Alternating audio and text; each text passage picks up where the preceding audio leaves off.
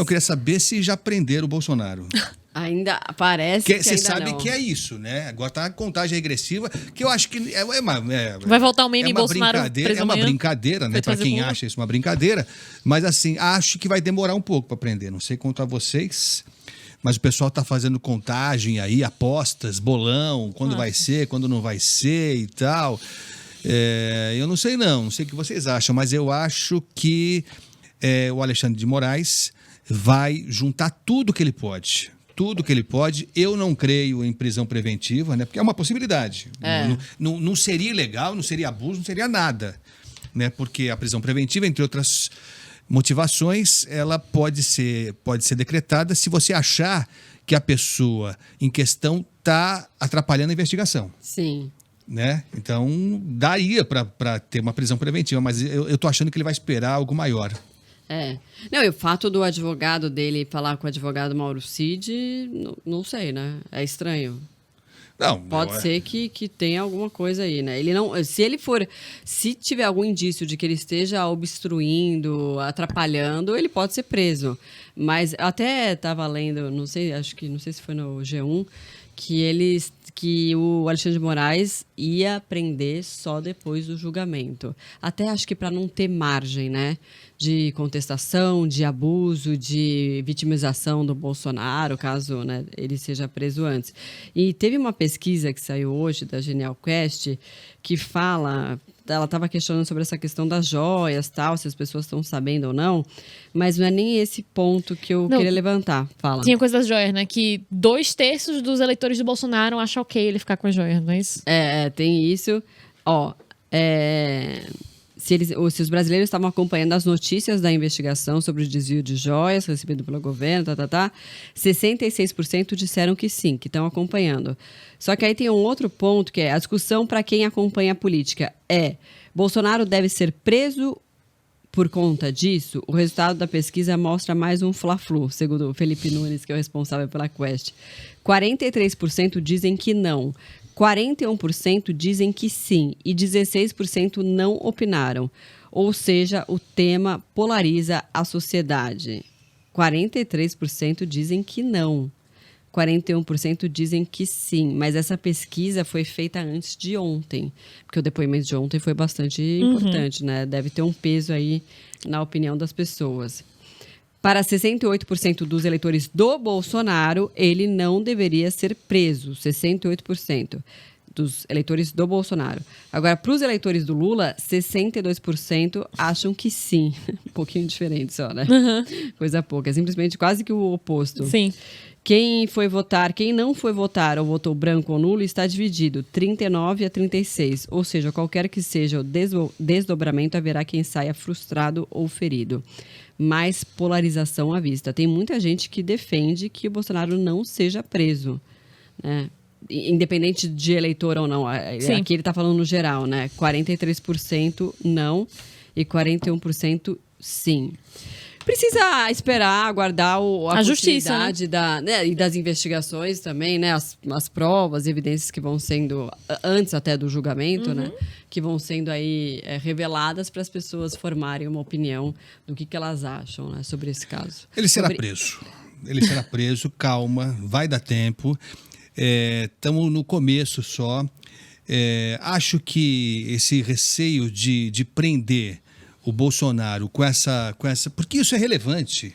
A gente fala, não, é fla-flu e tal. E é mesmo, né? O país está ainda dividido. Está dividido ainda. E não é bom negócio você prender uma pessoa que possa causar uma comoção em metade do país. Sim. Né? Então, assim, há uma desarticulação dos bolsonaristas nas redes sociais, isso é evidente. Isso é evidente.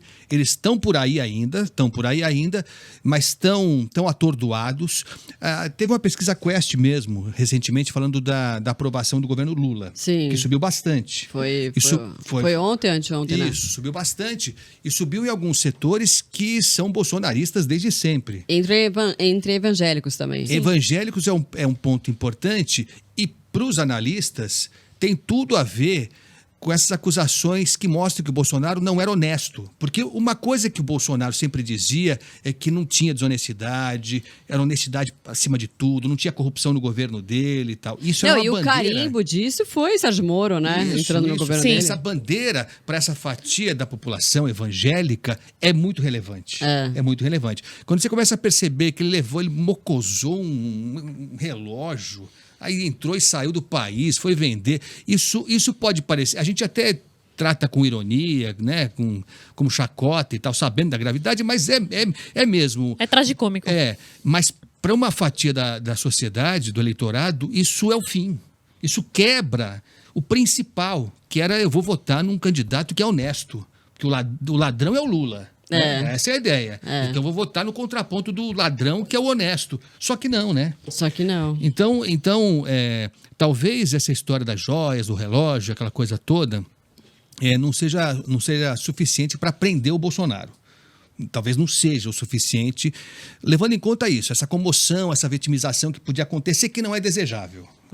Mas para essa fatia do eleitorado que tinha no Bolsonaro esse esteio da honestidade, né, o militar que é honesto, aí foi fatal.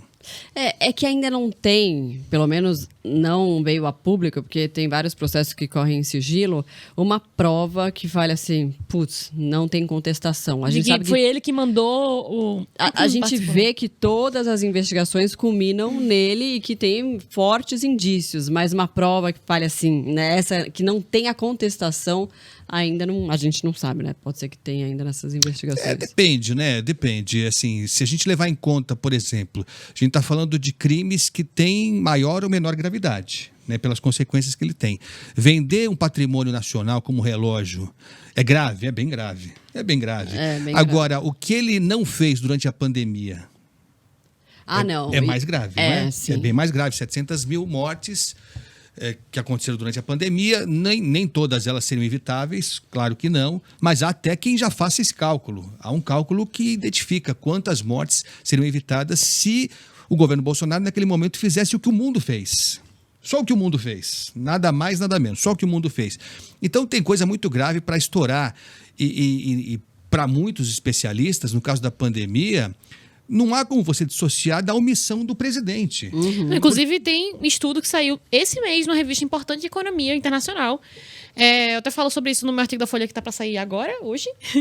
Que é justamente, ele fez o seguinte, ele não fez o cálculo das mortes e tudo, mas eles conseguiram contabilizar que em lugares em que tinha mais apoiadores de Bolsonaro, toda vez que ele fazia um discurso contra distanciamento social, contra máscara, as pessoas saíam mais de casa e conseguiram ver isso através de telefone celular, né, da quantidade de pessoas na rua e pelos gastos de compras de cartão de crédito. Então, as pessoas começaram a consumir mais cinema, teatro, coisas que aglomeram pessoas e que, enfim, são mais supérfluas. Então, isso já está bem documentado, de que as falas dele tiveram consequências reais na pandemia, na diminuição do distanciamento social durante os piores momentos da pandemia.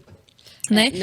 Fala. Então, assim, a gente não consegue fazer o cálculo de quanto isso se reverteu em realmente em óbitos, mas já está claro, assim, de que ele tem uma responsabilidade como líder e das falas dele, né? Então, eu acho que isso já é algo que as pessoas, os eleitores dele deveriam refletir a respeito. Não, eu estava tentando checar aqui dessas mortes, né, que foram projetadas, que poderiam ter sido evitadas por conta das ações que todos os governos do mundo inteiro tomaram para evitar a disseminação completa aí da doença, né, do coronavírus. Nossa, que estranho falar coronavírus, né? Covid. Acho que ninguém fala mais coronavírus, Covid. Tem vários números aí, até de 400 mil. E aí tem aquela história ainda daqueles documentos da BIM e de da né? vacinação? Que foram ocultados, né? Com projeção. Que alertaram ele durante... De alertar, de o que poderia ser feito, o que não poderia ser feito, que simplesmente nunca vieram à tona.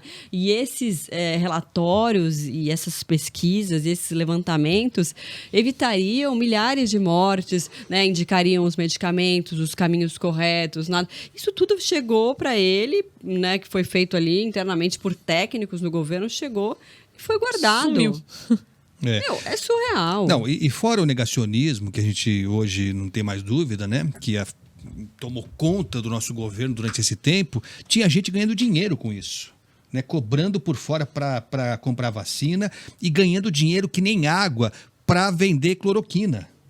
Então, o que se produziu de cloroquina com dinheiro público... Então, assim, não é só o negacionismo. E compraram, né? A gente comprou dos Estados Unidos. Exatamente. Então, assim, não é só o negacionismo, a ignorância, né? O apagão de ciência que nós tivemos. É gente que quis ganhar dinheiro, fazer fortuna com a morte das pessoas. Isso vai aparecer. E isso vai pegar o Bolsonaro. Se o Rolex não pegar, que a gente pode considerar que é um crime de menor gravidade, se bem que é lesa pátria, né? Uma coisa gravíssima, né? Mas é que a gente chega numa proporção de distorção que algumas coisas parecem até menores, quando não são. Mas essa história da pandemia, isso vai pegar. Então...